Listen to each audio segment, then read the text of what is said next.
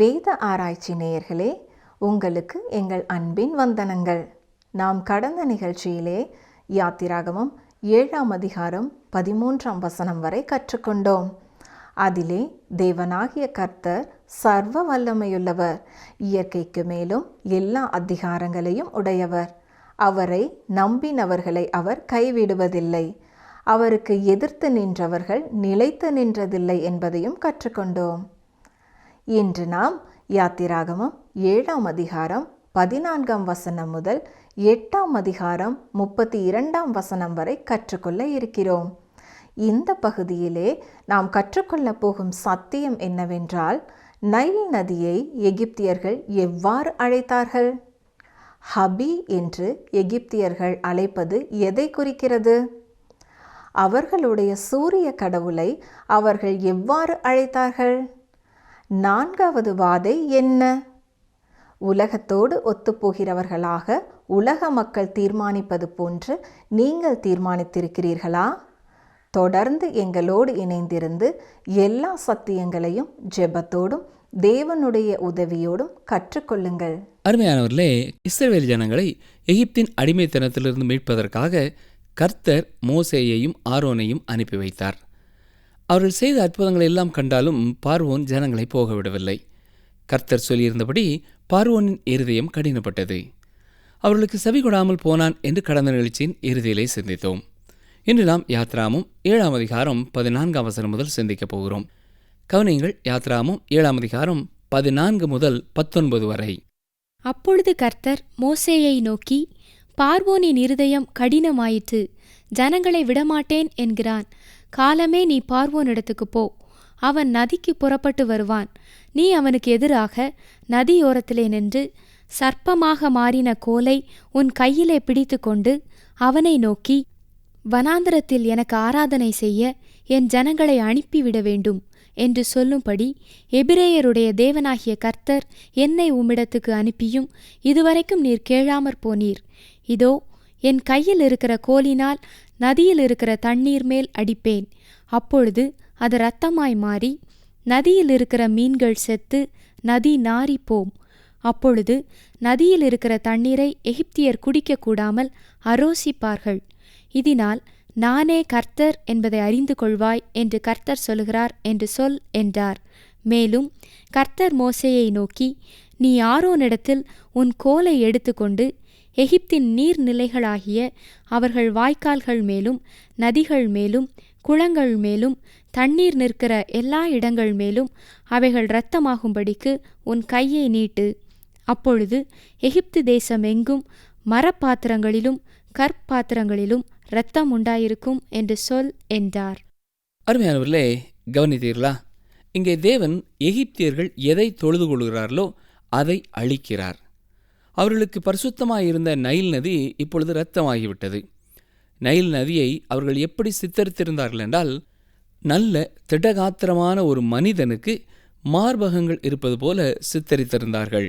இதை அவர்கள் ஹபி என்று சொன்னார்கள். இது எதை காட்டுகிறது என்றால், செழிப்பையும் விளைச்சலையும் சத்தான உணவையும் இது குறிக்கிறதா இருக்கிறது.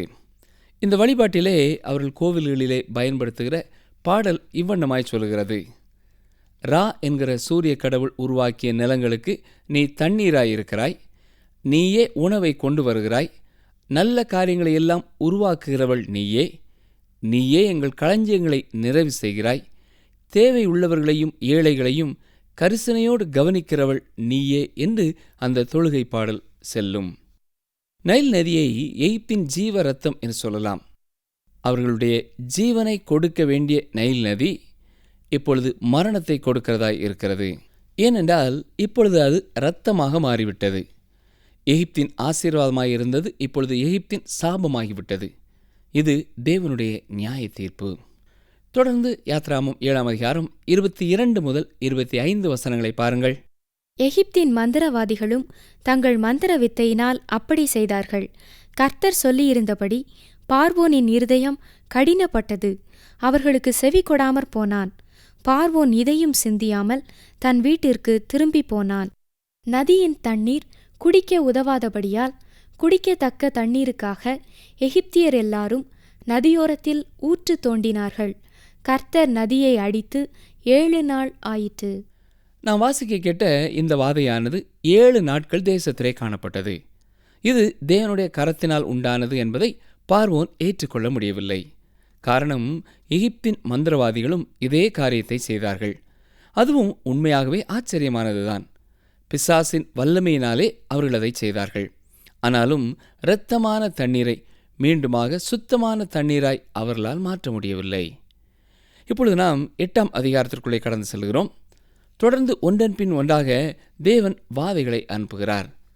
விக்கிரக வணக்கத்திலே மூழ்கி கிடந்த இந்த எகிப்து மக்களுக்கு எதிராக தேவன் இவற்றை அனுப்பி வைக்கிறார். 2ஆவதாக வந்த வாதை தவளைகள், 3ஆவதாக பேன், 4ஆவதாக வண்டுகள். எகிப்து மக்கள் தவளை தலை கொண்ட ஒரு பெண் தெய்வத்தை வணங்கி வந்தார்கள். அதன் பெயர் ஹெக்கா.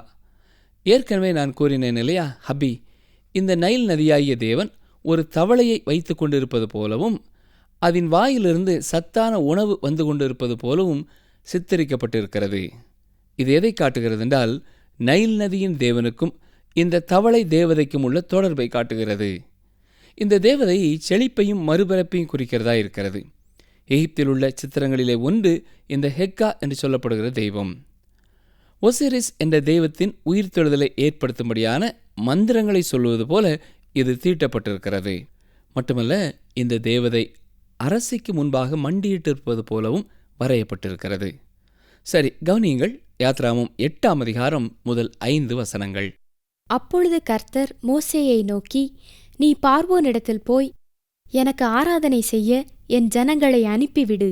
நீ அவர்களை அனுப்பிவிட மாட்டேன் என்பாயாகில் உன் எல்லை அடங்கலையும் தவளைகளால் வாதிப்பேன். நதி தவளைகளை திரளாய் பிறப்பிக்கும். அவைகள் உன் வீட்டிலும் உன் படுக்கை அறையிலும் உன் மஞ்சத்தின் மேலும் உன் ஊழியக்காரர் வீடுகளிலும் உன் ஜனங்களிடத்திலும் உன் அடுப்புகளிலும் மா பிசைகிற உன் தொட்டிகளிலும் வந்து ஏறும். அந்த தவளைகள் உன் மேலும் உன் ஜனங்கள் மேலும் உன் ஊழியக்காரர் எல்லார் மேலும் வந்து ஏறும் என்று கர்த்தர் சொல்லுகிறார் என்று சொல் என்றார். மேலும் கர்த்தர் மோசேயினிடத்தில், நீ ஆரோனை நோக்கி, நீ உன் கையில் இருக்கிற கோலை நதிகள் மேலும் வாய்க்கால்கள் மேலும் குளங்கள் மேலும் நீட்டி எகிப்து தேசத்தின் மேல் தவளைகளை வரும்படி செய் என்று சொல் என்றார். பிரியமானவர்களே, அங்கே எகிப்து தேசத்திலே எங்கே பார்த்தாலும் ஒரே தவளை மயம். படுக்கை அறையிலே, சமையல் அறையிலே, வீட்டின் ஒவ்வொரு அறையிலேயும் அது காணப்படுகிறது. பாத்திரங்களின் மேலே ஏறுகிறது, பெட்டிகளின் மேலே ஏறுகிறது. அவர்கள் நடந்து சென்ற பொழுது தவளைகளை மிதித்து கொண்டுதான் செல்ல வேண்டியதாயிருந்தது. அவர்கள் உட்கார்ந்த பொழுது தவளைகளின் மேலே தான் உட்கார்ந்தார்கள். சற்றே கற்பனை செய்து பாருங்கள், எத்தனை அருவருப்பான ஒரு நிலை அது. இந்த திரள் கூட்டமான தவளைகளை அவர்களால் ஒன்றும் செய்ய முடியவில்லை. அது கொல்லப்படக்கூடாது, ஏனென்றால் அதை ஜனங்கள் தெய்வமாக வழிபட்டு வந்தார்கள். சரி, யாத்ராகமம் 8ஆம் அதிகாரம் 6, 7 வசனங்களை கவனியுங்கள். அப்படியே ஆரோன் தன் கையை எகிப்தில் உள்ள தண்ணீர்கள் மேல் நீட்டினான். அப்பொழுது தவளைகள் வந்து எகிப்து தேசத்தை மூடிக்கொண்டது. மந்திரவாதிகளும் தங்கள் மந்திர வித்தையினால் அப்படி செய்து எகிப்து தேசத்தின் மேல் தவளைகளை வரப்பண்ணினார்கள். மீண்டுமாக இந்த எகிப்திய மந்திரவாதிகள் தவளைகளை பிறப்பித்தார்கள். இதுவும் பிசாசின் வல்லமையையே நமக்கு காட்டுகிறதா இருக்கிறது. தொடர்ந்து யாத்ராகமம் 8ஆம் அதிகாரம் 8 முதல் 11 வசனங்களை கேளுங்கள். பார்வோன் மோசேயையும் ஆரோனையும் அழைப்பித்து, அந்த தவளைகள் என்னையும் என் ஜனங்களையும் விட்டு நீங்கும்படி கர்த்தரை நோக்கி வேண்டிக் கொள்ளுங்கள். கர்த்தருக்கு பலியிடும்படி ஜனங்களை போக விடுவேன் என்றான். அப்பொழுது மோசே பார்வோனை நோக்கி, தவளைகள் நதியிலே மாத்திரம் இருக்கத்தக்கதாய் அவைகளை உம்மிடத்திலும் உம்முடைய வீட்டிலும் இல்லாமல் ஒளிந்து போகும்படி செய்ய உமக்காகவும் உம்முடைய ஊழியக்காரருக்காகவும் உம்முடைய ஜனங்களுக்காகவும் நான் விண்ணப்பம் பண்ண வேண்டிய காலத்தை குறிக்கும் மேன்மை உமக்கே இருப்பதாக என்றான். அதற்கு அவன், நாளைக்கு என்றான். அப்பொழுது இவன், எங்கள் தேவனாகிய கர்த்தருக்கு ஒப்பானவர் இல்லை என்பதை நீர் அறியும்படிக்கு உம்முடைய வார்த்தையின்படி ஆகக்கடவது. தவளைகள் உம்மையும் உம்முடைய வீட்டையும் உம்முடைய ஊழியக்காரரையும் உம்முடைய ஜனங்களையும் விட்டு நீங்கி நதியிலே மாத்திரம் இருக்கும் என்றான். அருமையானவர்களே, இங்கே ஆர்வம் தரக்கூடிய ஒரு காரியம் என்னவென்றால், இந்த எகிப்து தேசத்து மந்திரவாதிகளால் அதிகமான தவளைகளை உற்பத்தி செய்ய முடிந்தது. ஆனால் அந்த தவளைகளை அங்கே இருந்து அப்புறப்படுத்த முடியவில்லை. இப்பொழுது உண்மையாகவே பார்வோன் இந்த நிலைமையிலே மிகவும் சஞ்சலப்பட்டவனாக, எதையும் வாக்கு பண்ண ஆயத்தமானவனாகிறான். இங்கே தேவாதி தேவன் கர்த்தாதி கர்த்தர் கொஞ்சம் கொஞ்சமாக இந்த அரசனுக்கு தன்னை அறிமுகப்படுத்தி கொண்டிருக்கிறார். சாதாரண முறையிலே அல்ல, கடினமான ஒரு முறையிலே தன்னை அறிந்து கொள்ள செய்து கொண்டிருக்கிறார். யாத்ராமம் 8ஆம் அதிகாரம் 12 முதல் 15 வரை பாருங்கள். மோசேயும் ஆரோனும் பார்வோனை விட்டு புறப்பட்டார்கள். பார்வோனுக்கு விரோதமாக வரப்பண்ணின தவளைகள் நிமித்தம் மோசே கர்த்தரை நோக்கி கூப்பிட்டான். கர்த்தர் மோசேயின் சொற்படி செய்தார். வீடுகளிலும் முற்றங்களிலும் வயல்களிலும் இருந்த தவளைகள் செத்து போயிற்று. அவைகளை குவியல் குவியலாக சேர்த்தார்கள். அதனால் பூமி எங்கும் நாற்றம் எடுத்தது. லகு உண்டாயிற்றென்று பார்வோன் கண்டபோதோ தன் இருதயத்தை கடினப்படுத்தி அவர்களுக்கு செவி கொடாமற் போனான். கர்த்தர் சொல்லியிருந்தபடி ஆயிற்று.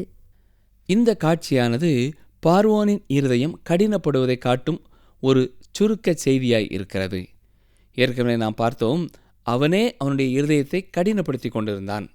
இங்கே தேவன் இந்த காரியத்தில் செய்தது என்னவென்றால், ஏற்கனவே இருதயத்தின் ஆழத்தில் இருந்ததை வெளியே கொண்டு வருகிறார், அவ்வளவுதான். 3வது வாதையான பேன் அங்கே தொடருகிறதை பார்க்கிறோம். இதை குறித்து யாத்ராமம் 8ஆம் அதிகாரம் 16 முதல் 19 வசனங்களிலே பார்க்கலாம். அப்பொழுது கர்த்தர் மோசேயினிடத்தில், நீ ஆரோனை நோக்கி உன் கோலை நீட்டி பூமியின் புழுதியின் மேல் அடி, அப்பொழுது அது எகிப்து தேசமெங்கும் பேன்களாய் போம் என்று சொல் என்றார். அப்படியே செய்தார்கள். ஆரோன் தன் கையில் இருந்த தன் கோலை நீட்டி பூமியின் புழுதியின் மேல் அடித்தான். அப்பொழுது அது மனிதர் மேலும் மிருக ஜீவன்கள் மேலும் பேன்களாய் எகிப்து தேசம் எங்கும் பூமியின் புழுதி எல்லாம் பேன்களாயிற்று. மந்திரவாதிகளும் தங்கள் மந்திர வித்தையினால் பேன்களை பிறப்பிக்கும்படி பிரயத்தனம் செய்தார்கள். செய்தும் அவர்களால் கூடாமற் போயிற்று. பேன்கள் மனிதர் மேலும் மிருக ஜீவன்கள் மேலும் இருந்தது. அப்பொழுது மந்திரவாதிகள் பார்வோனை நோக்கி, இது தேவனுடைய விரல் என்றார்கள். ஆனாலும் கர்த்தர் சொல்லியிருந்தபடி பார்வோனுடைய இருதயம் கடினப்பட்டது. அவர்களுக்கு செவி கொடாமற் போனான். கவனித்தீர்களா? இந்த நேரம் வரை எகிப்தின் மந்திரவாதிகள் தேவன் செய்த அதே அற்புதங்களை செய்யக்கூடியவர்களாயிருந்தார்கள். ஆனால் இந்த முறை ஏதோ காரணத்தினாலே இந்த வாதையை அவர்களால் செய்யக்கூடாமற் போயிற்று. தந்திரமான முறையிலே இதுவரை தங்கள் அற்புதங்களை செய்ததைப் போல அவர்கள் செயல்பட்டாலும் இந்த முறை எல்லாம் தேவனுடைய கரம் என்பதை அவர்களே அறிந்து கொள்கிறார்கள், அறிக்கையிடுகிறார்கள். கொஞ்சம் கொஞ்சமாக தேவாதி தேவன் எகிப்திய மக்களுக்கு தான் ஒருவரே கடவுள் என்பதை நியமிக்கிறார். எகிப்திலே காணப்பட்ட தெய்வங்களை அவர்கள் வழிபடுவது ஒவ்வொருவருடைய வாழ்க்கையிலேயும் ஒரு அனுதின வழக்கமாயிருந்திருக்கிறது. இந்த வாதையிலே நாம் பார்க்கிறது போல தேவன் கெப் என்று சொல்லப்படுகிற பூமி கடவுளுக்கு எதிராக நியாய தீர்ப்பை அனுப்புகிறார். கெப் என்னும் தெய்வமானது பூமியோடு கூட தொடர்புடையதாய் காணப்படுகிறது. இந்த கெப் என்னும் தெய்வம்தான் ஒசிரிஸ் என்னும் தெய்வத்திற்கு விளைச்சலை குறித்த அறிக்கையை தெரிவிக்கிறதா இருக்கிறது. அருமையானவர்களே, பேன் என்று சொல்லும் பொழுது இது கொசுவை போல மிக சிறியதாக இருக்கிறது. இந்த பேன் என்பதற்கான மூல வார்த்தையின் பொருள் என்னவென்றால் மூடு என்பதாகும். மட்டுமல்ல, கிள்ளு என்றும் சொல்லலாம். இப்படி மூடுவது அல்லது கிள்ளுவது ஒரு கொசுவினாலோ ஒரு சிறிய வண்டினாலோ உண்டாகிறதல்ல. மொத்தமாக புழுதி போல வந்து ஒட்டி மொத்தமாக சேர்ந்து கடிப்பதாகும். இந்த பேன்கள் அழுக்கை தின்கிறதாய் மொத்தமாய் தின்கிறதாய் இருக்கும். சற்றே கற்பனை செய்து பாருங்கள். தேசமெங்கும் தவளைகள் செத்து செத்து கிடக்கிறது, நாற்றம் எடுக்கிறது. இப்பொழுது இவற்றை சுத்தம் பண்ணும்படியாக, இவற்றை தின்னும்படியாக இந்த பேன்கள் வருகிறது. இது ஒரு புறம் ஆசீர்வாதம் போல தெரிந்தாலும் இதுவும் ஒரு சாபமான ஒரு வாதையாகவே இருக்கிறது. இந்த பேன்கள் ஒரு வகையிலே உதவி செய்வது போல தெரிந்தாலும் ஒரு மனிதன் எகிப்திலே தனது அனுபவத்தை குறித்து சொல்லும் பொழுது இவ்விதமாய் எழுதியிருக்கிறார். அவர் சற்று உட்கார்ந்து கவனித்த பொழுது மண் அப்படியே அசைந்து செல்வது போல கவனித்தார். நன்றாக கூர்ந்து பார்த்த பொழுது ஆயிரக்கணக்கான சிறிய பூச்சிகள் மண்ணே அப்படி நகர்ந்து செல்வது போல நகர்ந்து போய் கொண்டிருக்கிறது என்று சொல்லுகிறார். வேதமும் என்று சொல்கிறது, தேசமெங்கும் பூமியின் புழுதி எல்லாம் பேன்கள் ஆயிற்று. அருமையான சகோதரனை சகோதரியே, இந்த வாதையை எகிப்திய மந்திரவாதிகளால் செய்ய முடியாமல் போனது. எகிப்து மக்களின் வாழ்க்கையிலே தேவன் நியாய தீர்ப்பை அனுப்ப துவங்குகிறார். தொடர்ந்து யாத்ராமம் 8ஆம் அதிகாரம் 20 முதல் 23 வசனங்களை பாருங்கள். அப்பொழுது கர்த்தர் மோசேயை நோக்கி, நாளை அதிகாலமே நீ எழுந்து போய் பார்வோன் நதிக்கு புறப்பட்டு வரும்போது அவனுக்கு முன்பாக நின்று எனக்கு ஆராதனை செய்யும்படி என் ஜனங்களை போகவிடு. என் ஜனங்களை போக விடாயாகில் நான் உன்மேலும் உன் ஊழியக்காரர் மேலும் உன் ஜனங்கள் மேலும் உன் வீடுகள் மேலும் பலவித வண்டுகளை அனுப்புவேன். எகிப்தியர் வீடுகளும் அவர்கள் இருக்கிற தேசமும் அந்த வண்டுகளால் நிறையும். பூமியின் நடுவில் நானே கர்த்தர் என்பதை நீ அறியும்படி என் ஜனங்கள் இருக்கிற கோசேன் நாட்டில் அந்நாளிலே வண்டுகள் வராதபடிக்கு அந்த நாட்டை விசேஷப்படுத்தி என் ஜனங்களுக்கும் உன் ஜனங்களுக்கும் வித்தியாசம் உண்டாக்கும்படி செய்வேன். இந்த அடையாளம் நாளைக்கு உண்டாகும் என்று கர்த்தர் சொல்லுகிறார் என்று சொல் என்றார். இந்த நேரம் வரை வந்த எல்லா பாதைகளுமே எகிப்து தேசத்திலேயும் இஸ்ரவேல் ஜனங்கள் வாழ்ந்த கோசேன் பகுதியிலேயும் ஏற்பட்டது. ஒருவேளை சிலர் பார்வோனிடத்திலே போய், பார்வோனே, இது கோசேன் பிரதேசத்திலேயும் இஸ்ரவேல் ஜனங்களையும் பாதிக்கும் வாதியாக இருக்கிறது, எனவே இது இயற்கையாக உண்டானது என்று சொல்லியிருக்கலாம். அல்லது இதற்கெல்லாம் காரணம் எகிப்திலே நாம் வழிபடுகிற ஒரு தெய்வம் என்றும் அவர்கள் சொல்லியிருக்கலாம். ஆனால் இந்த நேரம் முதல் எந்த ஒரு வாதையும் இஸ்ரவேல் ஜனங்கள் வாழுகிற கோசேன் பிரதேசத்தை தொடாது என்பதை தேவன் தெளிவாக சொல்லிவிடுகிறார். இனி நியாய தீர்ப்பானது எகிப்து மக்களை மட்டுமே பாதிக்கிறதாய் இருக்கும். 4வதாக வந்த வாதை வண்டுகள் என்று வாசிக்கிறோம்.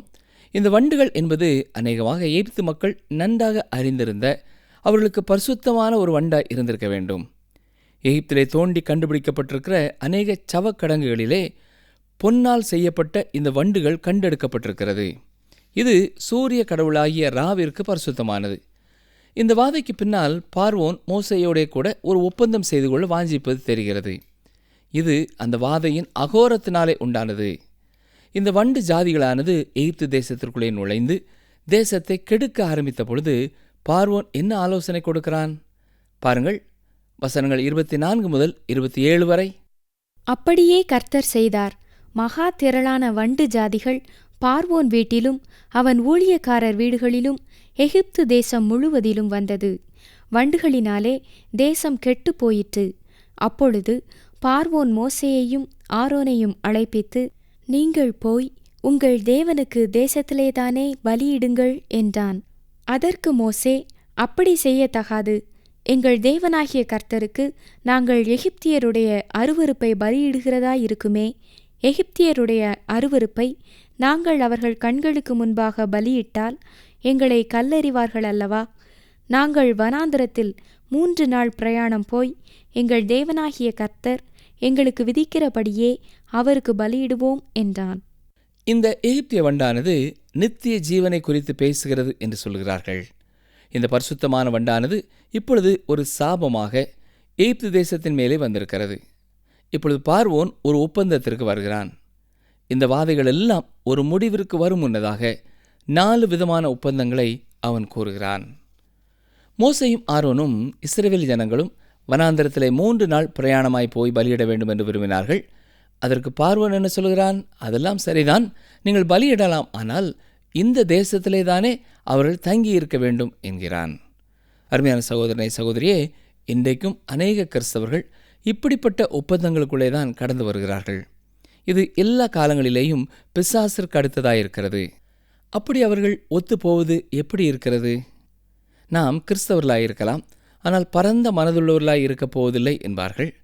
இன்னும் சிலர், நாங்கள் பரந்த மனதுள்ளவர்களாய் இருப்போம், ஆனால் எங்களுடைய வாழ்க்கையிலே எந்த மாற்றத்தையும் ஏற்படுத்த மாட்டோம் என்கிறார்கள். அருமையானவர்களே, உங்களுடைய வாழ்க்கையிலே மாற்றம் இல்லை என்றால் நீங்கள் கிறிஸ்தவர்களே இல்லை. நல்ல செயல்களை நீங்கள் செய்தால்தான் கிறிஸ்தவர்கள் என்று இங்கே நான் சொல்கிறேன் என்று குற்றம் சாட்ட வேண்டாம். அவ்வாறு நான் சொல்லவில்லை. நாம் ரட்சிக்கப்பட்டிருப்பது ஆண்டவராகிய இயேசு கிறிஸ்துவின் மேலே நாம் வைத்த விசுவாசத்தினாலே மட்டுமே. எந்த ஒரு நற்செயலும் இங்கே கணக்கிலே எடுக்கப்படுகிறதில்லை. இயேசு கிறிஸ்து உங்களை ரட்சிக்கும்படியாக நீங்கள் விசுவாசத்தை அவர் மேலே வைக்கும் பொழுது அந்த விசுவாசம் உங்கள் வாழ்க்கையிலே மாற்றங்களை உண்டு பண்ண வேண்டும். இங்கேதான் கிறிஸ்தவ ஒழுக்கங்கள் வருகிறது. முதலாவதாக நமது உள்ளான மனதிலே மாற்றம் பெற வேண்டும். இன்றைய அநேக திருச்சபைகளும் உலகத்தோடு அநேக காரியங்களிலே ஒத்துப்போக சம்மதித்திருப்பதனாலே இன்னமும் எகிப்திலேயே கூடியிருக்கிறது. புரிகிறதா? அப்படிப்பட்ட திருச்சபையில் உள்ள ஒரு மனிதனுக்கும் உலகத்திலே தேவனை அறியாத ஒரு மனிதனுக்கும் எந்த ஒரு வித்தியாசத்தையும் நீங்கள் பார்க்க முடியாது. இன்றைக்கு அநேகர் கிறிஸ்தவ சமய பக்தி உள்ளவர்களாக இருக்கிறார்கள். ஆனால் வாழ்க்கையிலே கிறிஸ்துவை அறியாத ஒருவரைப் போல வாழ்ந்து கொண்டிருக்கிறார்கள். அருமையான சகோதரனை சகோதரியே, இன்றைக்கு நாம் 2 குதிரைகளோடு கூட பந்தயத்திலே பங்கு பெற்று கொண்டிருக்கிறோம். ஒரு குதிரை கருப்பு குதிரை மற்றும் ஒன்று வெள்ளை குதிரை. இரண்டையுமே செலுத்தி நீங்கள் பிரயாணம் செய்ய விரும்பி ஒரு காலை வெள்ளை குதிரையின் மேலேயும் மற்றும் ஒரு காலை கருப்பு குதிரையின் மேலேயும் வைத்து பயணம் செய்து கொண்டு இருப்பீர்கள் என்றால் வினோதமான ஒரு காரியத்தை நீங்கள் சீக்கிரமாக கண்டுகொள்வீர்கள். இந்த 2 குதிரைகளுமே எதிர் திசையிலே ஓடுகிறதா இருக்கிறது. எனவே எந்த குறிப்பிட்ட குதிரையிலே நீங்கள் பயணம் செய்ய வேண்டும் என்பதை குறித்து திட்டவட்டமாக தீர்மானிக்க வேண்டும். அங்கே மோசே பார்வோன் சொன்ன ஆலோசனையை ஏற்றுக்கொள்ளவில்லை. இஸ்ரவேல் ஜனங்கள் வனாந்திரத்திற்குள்ளே 3 நாள் பிரயாணமாய் போய் கர்த்தருக்கு பலியிட வேண்டும் என்பதிலே உறுதியாயிருந்தான். இப்பொழுது 2வது ஒரு ஆலோசனையையும் பார்வோன் சொல்கிறான். வசனம் 28 பாருங்கள். அப்பொழுது பார்வோன், நீங்கள் உங்கள் தேவனாகிய கர்த்தருக்கு வனாந்தரத்தில் பலியிடும்படிக்கு நான் உங்களை போக விடுவேன். ஆனாலும் நீங்கள் அதிக தூரமாய் போக வேண்டாம், எனக்காக வேண்டுதல் செய்யுங்கள் என்றான். இப்பொழுது அவன் கொடுத்த ஆலோசனை முதல் ஆலோசனையை விட சற்றுதான் வித்தியாசமானது. அவன் அங்கே என்ன சொல்கிறான்? நான் உங்களை போக விடுகிறேன், ஆனாலும் நீங்கள் அதிக தூரமாய் போய்விடக்கூடாது என்று சொல்கிறான். இப்படிப்பட்ட ஒத்துப்போகுதலையும் அநேக திருச்சபைகளிலே நாம் பார்க்கிறோம். அதாவது உலகத்தின் சில பழக்க வழக்கங்களை திருச்சபைக்குள்ளேயும் எடுத்து பயன்படுத்துவது. திருச்சபையின் நிகழ்வுகளிலே வெளியே நடக்கும் விருந்துகளைப் போல இப்பொழுது நடக்க ஆரம்பிக்கிறது. போட்டிகள், பொறாமைகள், தெரிந்தெடுப்புகள், பதவி உயர்வுகள், இதுவும் உலகத்தைப் போலவே நடைபெறுகிறது. எனவே வெளி உலகத்திலே காணப்படுகிற மற்ற சங்கங்களுக்கும் திருச்சபைக்கும் வித்தியாசம் இல்லாமல் இருக்கிறது. மட்டுமல்ல, அப்படிப்பட்ட திருச்சபைகளில் உள்ள அநேகர் இயேசு கிறிஸ்துவை இரட்சகராக அறிந்து கொண்டவர்களாகவும் இல்லை. சரி, வசனங்கள் 29 முதல் 32 வரை பாருங்கள். அதற்கு மோசே, நான் உம்மை விட்டு புறப்பட்ட பின் நாளைக்கு வண்டுகள் பார்வோனையும் அவன் ஊழியக்காரரையும் அவன் ஜனங்களையும் விட்டு நீங்கும்படி நான் கர்த்தரை நோக்கி வேண்டுதல் செய்வேன். ஆனாலும் கர்த்தருக்கு பலியிடுகிறதற்கு ஜனங்களை போக விடாதபடி பார்வோன் இனி வஞ்சனை செய்யாதிருப்பாராக என்றான். மோசே பார்வோனை விட்டு புறப்பட்டு போய் கர்த்தரை நோக்கி வேண்டுதல் செய்தான். அப்பொழுது கர்த்தர் மோசேயின் சொற்படி வண்டு ஜாதிகள் பார்வோனையும் அவன் ஊழியக்காரரையும் அவன் ஜனங்களையும் விட்டு நீங்குபடி செய்தார். ஒன்றாகிலும் மீந்திருக்கவில்லை. பார்வோனோ இந்த முறையும் தன் இருதயத்தை கடினப்படுத்தி ஜனங்களை போக விடாதிருந்தான். கவனித்தீர்களா? நடந்தது என்ன? மீண்டுமாக பார்வோன் தனது இருதயத்தை கடினப்படுத்திக் கொள்கிறான். ஏற்கனவே அவனுடைய உள்ளத்திலே என்ன இருக்கிறது என்பதை தேவன் வெளிப்படுத்துகிறார். பிரியமானவர்களே, இன்று நாம் கேட்ட சத்தியங்களை சற்றே மனதிலே கொண்டு வருவோமா? குறிப்பாக ஒத்துப்போகுதலை குறித்து சிந்தித்துக் கொண்டிருக்கிறோம். பார்வோன் திட்டவட்டமாய் பரிபூரணமாய் தேவனுடைய சித்தத்திற்கு விட்டு கொடுக்க மனமற்றவனாக தன்னுடைய சொந்த ஆலோசனையினாலே தேவனுடைய திட்டத்திற்கு விரோதமாக தீர்மானிக்கும்படியாய் ஆலோசனை சொல்கிறான். நிகழ்ச்சியை கேட்டுக்கொண்டிருக்கிற எனக்கு அருமையான சகோதரனே, அருமையான சகோதரியே, வேத வசனங்கள் மூலமாக நாம் எப்படி வாழ வேண்டும், எதை செய்ய வேண்டும், எதை செய்வது பாவம் என்பதை தேவன் தெளிவாக நமக்கு அறிவித்திருந்தும் பல்வேறு சூழ்நிலைகளிலே உலகத்தோடு ஒத்துப்போகிறவர்களாக உலகத்தின் மக்கள் தீர்மானிப்பது போல தீர்மானிக்கிறோம். சில வேளைகளிலே உலகமும் வேண்டும், ஆண்டவரும் வேண்டும் என்ற தீர்மானங்களை எடுக்கிறோம். இன்னும் சில வேளைகளிலே இதில் என்ன தவறு இருக்கிறது என்று நம்முடைய சொந்த விருப்பத்திற்கு முக்கியத்துவம் கொடுக்கிறோம். வனாந்திரத்திற்குள்ளே அதிக தூரம் போக வேண்டாம், கொஞ்ச தூரம் போய் நீங்கள் பலியிட்டு விட்டு திரும்ப வந்து விடுங்கள் என்று பார்வோன் சொன்னது போல இந்த ஒரு முறை நான் கர்த்தருக்காக வாழ்ந்துவிட்டு அல்லது இந்த ஒரு காரியத்தை செய்துவிட்டு பிறகு என் இஷ்டம் போல வாழ்வேன் என்று தீர்மானிக்கிறவர்களும் உண்டு.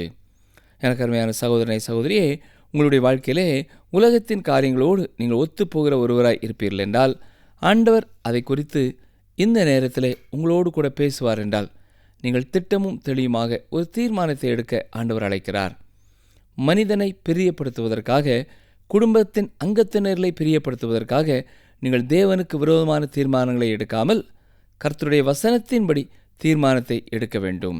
நேயர்களே, தேவனுடைய கரம் எகிப்திலே செய்த காரியங்களை குறித்த சத்தியங்களை அறிந்து கொண்டீர்களா? இன்று நாம் அறிந்து கொண்ட சத்தியங்கள் என்ன என்பதை ஒருமுறை மீண்டும் சிந்திப்போமா? பேன் என்பதற்கான மூல வார்த்தையின் பொருள் என்னவென்றால் மூடு அல்லது கிள்ளு என்பதாகும். வாதையினால் வந்த எகிப்தியருடைய பரிசுத்தமான வண்டு இப்பொழுது சாபமாக அவர்களுக்கு வந்திருக்கிறது. உங்களுடைய வாழ்க்கையிலே மாற்றம் இல்லை என்றால் நீங்கள் கிறிஸ்தவர்களே இல்லை. கிறிஸ்தவ ஒழுக்கம் என்பது முதலாவதாக நம்முடைய உள்ளங்களிலே மாற்றங்களை பெற வேண்டும். உங்கள் வாழ்க்கையிலே நீங்கள் உலகத்தின் காரியங்களோடு ஒத்துப்போகிற ஒருவராக நீங்கள் இருப்பீர்கள் என்றால் ஆண்டவர் அதை குறித்து உங்களோடு பேசும்போது நீங்களும் திட்டமும் தெளிவுமாக ஒரு தீர்மானத்தை எடுக்க வேண்டும். மனிதனை பிரியப்படுத்துவதற்காகவோ குடும்பத்தின் அங்கத்தினரை பிரியப்படுத்துவதற்காகவோ நீங்கள் தேவனுக்கு விரோதமான தீர்மானங்களை எடுக்காமல் கர்த்தருடைய வசனத்தின்படி தீர்மானங்களை எடுக்க வேண்டும். மீண்டும் அடுத்த நிகழ்ச்சியில் சந்திப்போம். கர்த்தர் உங்களை ஆசீர்வதிப்பாராக.